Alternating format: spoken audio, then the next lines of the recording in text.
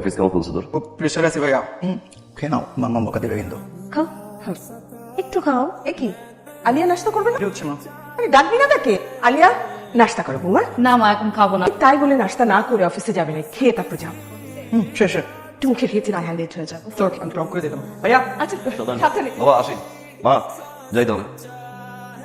ও মা, সকালবেলা যে খাওয়ার আগে আপনার একটা মেডিসিন ছিল সে খেয়েছেন? সকালে নাস্তার আগের মেডিসিনের কথা পারি নাস্তার মাঝখানে মনে পড়লো?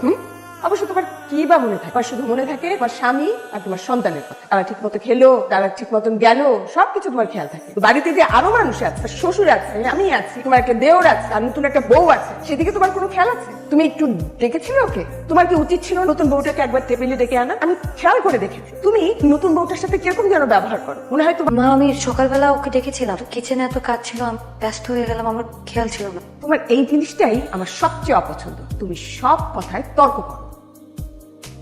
আচ্ছা শুনো, আজকে তো বাবাকে ডান্স স্কুল অ্যাডমিশন নেওয়ানোর কথা ছিল। ভুলে গেছিলাম। ফালতুর জন্য কবে? হয়তো 2-3 দিন আছে। কালকে নিয়ে এসো। আচ্ছা। তাসনিয়া, তোমার কাজের স্পিড দেখে মনে হচ্ছে লাঞ্চ খেতে হবে আমাদের ডিনার টাইমে। যত সব তোমার মুখটা এরকম সবসময় হানির মতন বানিয়ে রাখো কেন? ভাই তোমার হাব ভাব দেখে মনে হয় বাইরের সমস্ত কাজকর্ম করে তারপর বাসায় এসে আবার রান্না বান্না করো। এত কষ্ট দিই তোমাকে? একটু হাসি খুশি থাকতে পারো না? আরে আরে কি করলা এটা? আপনার এতগুলো পানি দিয়ে দিলা। তোমার বাবা যে আর ঝোল লাগা তরকারি পছন্দ করে সেটা তুমি জানো না? এতদিন ধরে বলছি তোমাকে। আচ্ছা, তোমার মন থাকে কোথায়? হ্যাঁ, পান করে এক একটা কথা তারপরে তুমি এগুলো মনে রাখতে পারো না? তোমার মন নেই? আরে আলিয়া, তুমি হঠাৎ রান্নাঘরে কেন এসেছো? মা, আমি তোমাদেরকে এত করে ডাকতেছি তো কেউই শুনতেছো না। ডেকেছো নাকি? তুমি শোনো নাই কেন? বলো তো কেন এসেছো? আমার না মাথাটা খুবই ব্যথা করতেছে, আমাকে একটু কড়া কফি দিলে ভালো হতো। আহারে, ঠিক আছে তুমি যাও বিছানে গিয়ে শুয়ে থাকো। আমি এক্ষুনি তোমার জন্য কফি বানিয়ে তোমার ঘরে পাঠিয়ে দিচ্ছি। কি করছো? শুনলো না, কফি চাইলো। কফি বসাও, কফি সরাও। আরে আসসালামু আলাইকুম মামা, কেমন? ওয়ালাইকুম আসসালাম। তোমার কেমন আছো? শাশুড়ি কই? এই ঠিক মতো রাখ। আরে দুদিন পরে মনে হলো বোনের কথা। ভালো আছো তো তুমি? হ্যাঁ বল। বাবা, কি অবস্থা, কেমন আছো? ভালো জোয়ান। মাশাআল্লাহ মাশাআল্লাহ। পা যেমন উচালাম মা তেমন সুন্দর। মাশাআল্লাহ, অনেক ভালো মুখ পাইছো। তোমার তুমি ভালো আছো না? আরে মামা কেমন আছিস? ভাইদা কেমন আছো? ভালো আছে? আপা ভাইদা আমার সাথে তো একদিনও থাকতে পারতো না। যোগাযোগ নাই, একটা ফোন নাই, কিছু নাই। কি এমন ব্যস্ত যে আমার কাছে যোগাযোগ করে না? ও অফিসের চাপটা একটু বেশি তো, বাসায় আসো, কিছু মনে থাকেন। আমি তো তোমার কথা কইনি, রুহানের কথা কইছি। আমি যাই একটু অফিসে কিছু কাজ আসতাম। কি করছো? একবার তো বেড়াইতে গেলি আমার বাড়িতে। মামা ভাইয়া তো ছুটি নাই, ভাইয়া ছুটি পাক, তারপর ভাইয়া ভাবিকে নিয়ে একসাথে যাবে। আপা বাইকটা তো পরিবর্তন হলো না, ও তো বাই বাই করে সারাদিন। আর বলিস না, সারাক্ষণ ওই ভাইয়ের পিছনে আছে। আমি যে একটা মানুষ, আমার কোনো মূল্যই নেই এই বাড়িতে। সে হচ্ছে বাপ আর ভাইয়ের মতো, আমার মতো।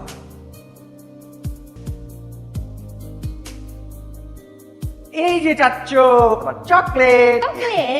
কি রে, তোর কাছে চেয়েছে? হ্যাঁ, তুই আনলি কেন? মা সামান্য চকলেটই তো, সামান্য চকলেট খেতে চেয়েছে তাই নিয়ে আসলাম। বাচ্চা মানুষ তো কত কিছু চায়, তাই বলে তার সব আবদার পূরণ করতে হবে? তোর নিজের ভবিষ্যৎ নেই? তোর বিয়ে হয়েছে নতুন, কত কিছু লাগে, সেদিকে তোর খেয়াল আছে? শুধু শুধু ফালতু করো। মা চকলেটের আর কত দাম, তুমি কেন এটা নিয়ে কথা বলছো? তাছাড়া বাচ্চা মানুষ না, ওর সামনে কেন চিৎকার চেঁচামেচি করছো? ওর উপর কি প্রভাব পড়বে একবার চিন্তা করেছো? ওর সামনে সব কি বলছো? এখন বুঝতে পারে ওর মনটা খারাপ হবে না। চাচু চলো, এখন খেলা করবো। রুমা, তোমাকে আমি বিয়ে করেছিলাম রুশানের মা হওয়ার জন্য।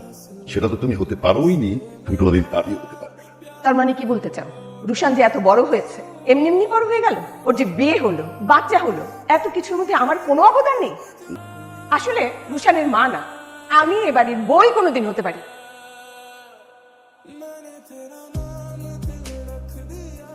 আলিয়া, জি ম্যাম।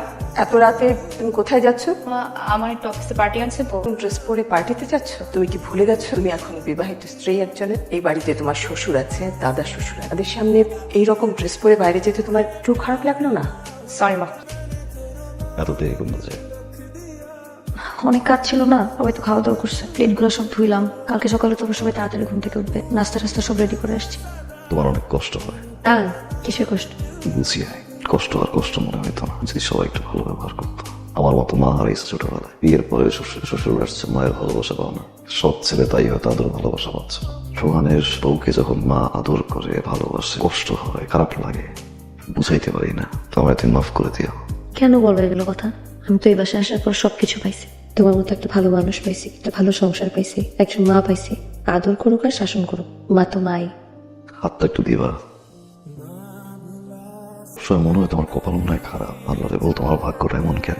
তুমি আসার পর থেকে আর বলি না, এরকম একজন বউ যে পুরুষের কপালে জোটে তার ভাগ্য খারাপ হইতে পারে না। কি হয়েছে? না আমার প্রতি তোমার কোনো কেয়ার আছে? আচ্ছা তুমি তো জানো আমি আজকে একটা অফিসের পার্টিতে গেলাম, সেখানে ওয়েস্টার্ন ড্রেস পরে গেছি। তোমার মা কি দারোয়ানের সামনে যা নয় তা বলছে। মানে আমি না বুঝি না, তোমরা কি আমাকে দেখে বিয়ে করো না? আমি কোন ফ্যামিলি থেকে আসছি, কি পড়ি। আমি জানি যে তোমার প্রবলেম হচ্ছে, বাসা তো মুরব্বীরা আছে না, একটু মেনটেন করে তো চলতেই হবে। তুমি মেনটেন করে চলো। আমি আমার বাবা মার বাসায় যাচ্ছি, তোমার মন চাইলে তুমি এসো। বাবার বাসায় যাচ্ছ? না আমি না এখানে প্রাইভেসি পাই না। সংসারটা আমার মনে হয় না তোমার মার সংসার। না আমি না মন খুলে কিছু করতে পারি না। তুমি কি চাচ্ছ? আমি চাচ্ছি আমরা আলাদা বাসা নিয়ে থাকবো। মানে কি বলছো? তোমার মাথা ঠিক আছে? মার কাছে কিভাবে গিয়ে বলবো যে আমরা আলাদা থাকতে চাই? একটা সিচুয়েশন তৈরি হবে। তোমার ফ্যামিলি নিয়ে থাকো। হ্যাঁ, আই নিড মাই প্রাইভেসি। মা কি করছো? কিছু কি বলবি? হ্যাঁ মা, একটা কথা বলতে আসছিলাম। আসলে এই বাসার বেডরুমটা না অনেক ছোট হয়ে যায়, তাই ভাবলাম বাসাটা আর কি শিফট করবো। ভালো করেছি। এখন বাড়ির ঘর কি খোঁজা শুরু করেছিস? বাসা দেখা হয়ে গেছে। কোথায়, কবে যাওয়া ঠিক? মানে বাড়ির ঘর সব গুছাতে হবে, প্যাকেট ট্যাকেট করতে হবে, কত মানে জিনিসপত্র কত না, এগুলো তো সব সেট করতে হবে আমার। কবে শিফট করবে ভাবছিস? মা আমরা বলতে বাসাটা হচ্ছে 2 বেডরুমে, আপনারা গেলে স্পেসটা হবে না, তাই আপাতত আমি আর ওই যাচ্ছি। হ্যাঁ মা, ওই বাসাটা আসলে ছোট, সবাই একসাথে থাকা যাবে না। তুমি আপাতত ভাইয়ার সাথেই থাকো, আমি আর আলিয়া মাঝে মাঝে তোমাদের সাথে এসে দেখা করে যাবো। আলিয়া হ্যাঁ সেটাই। চল। ইয়ে, এই রোহান কি তোমাকে ফোন করেছিল? না, করেনি। মা কি ব্যাপার, পুরো দরজা খোলা? মা এই যে ওষুধ তোমার এই মাসের, আরো এই মাসের বাজারের টাকা। পেন কিলারটা নিয়েছি নাই, গত মাস বন্ধ ছিল পেন কিলার। আর পেন কিলার বেশি খাওয়া ঠিক না, কোনো ওষুধ খাবো একটু কমাই খেয়ে। কি রে, তুই তো টাকা বেশি দিয়েছি, না বাড়তি 5,000 টাকা। ভুল করে না, ইচ্ছা করে দিছি। বোনাস ঢুকছে তো তাই 5,000 টাকা বাড়াই দিলাম। ঘর একটু চাম্পাই রেখে গেছে না। কেন, তোর নিজের জন্য রাখবি না? মনিটা বড় হচ্ছে, চল এখন থেকে প্রত্যেক মাসে কিছু কিছু। আমার সবচেয়ে বড় সেভিংস তো তুমি আর মা। বাবা মা সুখে থাকবে, শান্তিতে থাকবে, একটা সন্তানের জন্য এর চেয়ে বড় সেভিংস হয় না। মা এই ওষুধগুলো লিখে দিছি, কোনটা কখন খাবা। উঠি। আজকে যদি তোর মা বেঁচে থাকতো আজকে খুব খুশি হতো রে। কি বললো বাবা, আমার মা তো বেঁচে আছে আর আমার নিয়ে অনেক খুশি। কি মা খুশি না? দেখছো খুশি। যাই। ওর যখন 7 বছর শান্তি মারা গেল, ওকে সামলাতে আমার খুব কষ্ট হচ্ছিল। আমি আমার নিজের 2 হাত দিয়ে ওকে বড় করতে চেয়েছিলাম, পারিনি। তখন আশেপাশে আত্মীয় স্বজন বললো ওর একটা মা দরকার, মায়ের ভালোবাসা দরকার। তোমাকে বিয়ে করলাম কেন? তুমি আমার রোশনকে আদর করো, মায়ের ভালোবাসা দেন, কিন্তু তুমি সেটা দাও না। কেন করনি? ও তোমার সৎ ছেলে বলে, মা বলে ডাক দিলে হাসি মুখে কোনোদিন উত্তরও দাও। ওর কথা বাদে দিলাম, এই যে বউটা আমাদের সবাইকে খাইয়ে শেষে ওকে খেয়েছে কিনা সে খোঁজটা তুমি নিয়েছো? নাও, কোনোদিন ওর সাথে একটু হাসি মুখে কথা বলো। ও যে আমাদের জন্য কষ্ট করে রান্না করে, কখনো বলেছো রান্নাটা মজা হয়েছে, এসো আমরা একসাথে বসে খাই? বল নাই। আমার এত সুন্দর ফুটফুটে একটা মা, তুমি তার সাথে ভালো ব্যবহার করেছো? বলেছে দাদু চলো রিক্সায় ঘুরে আসি, একটা চকলেট কিনে দিয়েছো? দাও, তুমি ভালোবাসা দিয়েছো, আদর দিয়েছো রোহানকে, কারণ ও তোমার পেটের ছেলে। আর এখন কি হলো? তোমার পেটের ছেলে তোমাকে, আমাকে, আমাদের সবাইকে অসহায় করে ফেলে রেখে তোপরের মতো চলে গেল। খোঁজ নিয়েছে এই পর্যন্ত, বউ নিয়ে ভবিষ্যতের জন্য চলে গেল। অথচ রোশন, রোমা, আল্লাহ না করুক তোমার যদি কিছু হয়ে যেত, রোহানের দেখাশোনার জন্য নতুন কাউকে যদি আমি নিয়ে আসতাম, সে যদি সব ছেলে ভেবে তোমার ছেলেকে কষ্ট দিত, তাহলে কি তুমি উপরে থেকে শান্তি পেতে? মা মাই, সেটা আপনি হোক আর সত্যি হোক।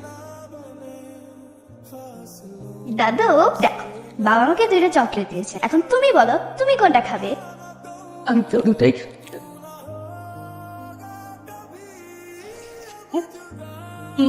মা মা আমি না একদমই বুঝতে পারিনি, মানে আপনাকে পিছলে পড়ে গেছে। মাম্মা আপনি কোনো টেনশন করবেন না, আমি দুপুর 2টা বাজার আগে আমরা টাবল রান্না করে আমি টেবিলের উপর দিয়ে দেবো।